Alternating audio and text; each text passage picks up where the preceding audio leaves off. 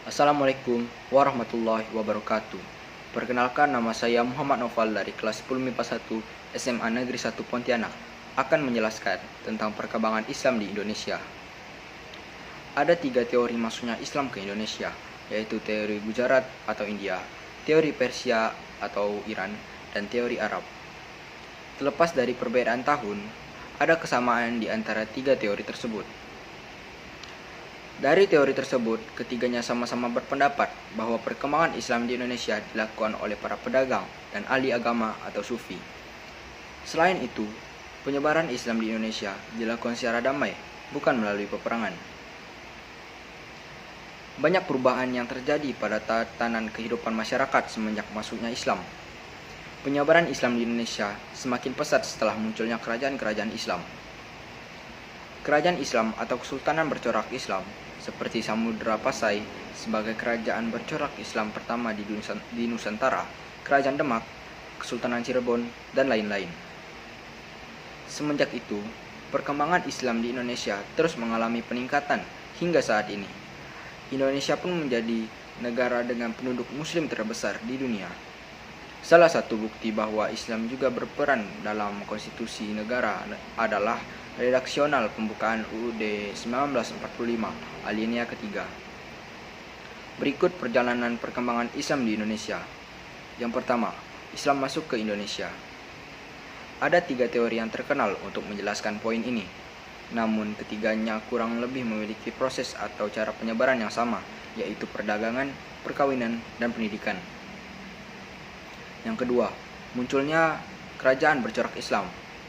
Kesultanan Samudra Pasai sebagai kerajaan bercorak Islam pertama di Indonesia, tepatnya di pesisir pantai utara Pulau Sumatera sebagai pusat pemerintahannya, dekat dengan Lok Sewu Mawe. Setelah itu, juga memiliki banyak berdiri kerajaan-kerajaan bercorak Islam di Pulau Jawa, hingga ke wilayah Indonesia bagian timur. Yang ketiga, masuknya penjajah dan pengaruhnya ke wilayah dan tatanan Indonesia. Pada masa ini, sulit untuk menemukan kebebasan, baik itu kebebasan beragama, berpolitik, berekonomi, bahkan kebebasan untuk hidup. Belanda berlayar dan singgah sambil membawa 3 misi, yaitu Gold, Glory, dan Gospel. Berlandaskan keimanan, umat Islam banyak bertempur dengan pasukan Belanda, baik itu pertempuran kecil maupun besar. Akhirnya pun, Belanda gagal melaksanakan misi gospel secara total di Indonesia. Yang keempat, awal abad ke-20.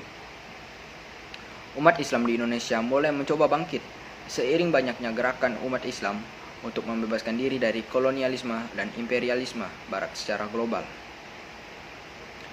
Organisasi berlandaskan sosial dan agama bermunculan, seperti Serikat Dagang Islam di Bogor, Persatuan Islam di Bandung, Nadlatul Ulama di Surabaya, dan masih banyak lagi, menandakan rasa nasionalisme mulai tumbuh. Pada masa penjajahan Jepang, beberapa ahli memiliki pendapat yang berbeda. Sebagian yang lain berpendapat bahwa Jepang memiliki akses lebih pada organisasi Islam untuk lebih berkembang. Namun, sebagian yang lain tidak, karena Jepang memiliki maksud tersendiri. Namun setidaknya, situasi ini dimanfaatkan oleh para tokoh pergerakan Indonesia. Setelah Jepang dikalahkan oleh sekutu, tokoh pergerakan segera mengambil kesempatan di tengah melemahnya Jepang untuk memproklamirkan kemerdekaan. Ada beberapa tokoh umat Islam yang menuntut agar Islam menjadi dasar negara. Akan tetapi, hal itu dikalahkan oleh tokoh-tokoh yang lebih cenderung pada sikap Pancasilais. Yang kelima, bangsa Indonesia mengakui keberadaan Islam pada bidang lain, tapi bukan di dunia perpolitikan.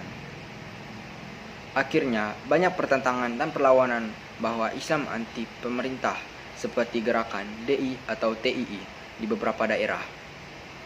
Bidang lain tersebut, salah satunya adalah pendidikan Islam yang masuk di sekolah-sekolah formal sebagai pelajaran agama sejak tahun 1946. Selain itu, mulai disusunnya buku pelajaran agama, jenjang madrasah yang mengikuti jenjang sekolah umum, peningkatan kurikulum madrasah, dan dibentuknya sekolah agama Islam untuk guru dan hakim. Yang keenam, menjelang akhir abad ke-20, perkembangan dan peran Islam di Indonesia semakin pesat. Salah satunya adalah berdirinya Majelis Ulama Indonesia tahun 1975. Lembaga-lembaga keuangan Islam dan organisasi-organisasi masa Islam. Sekian yang dapat saya sampaikan, kurang lebihnya mohon maaf. Wassalamualaikum warahmatullahi wabarakatuh.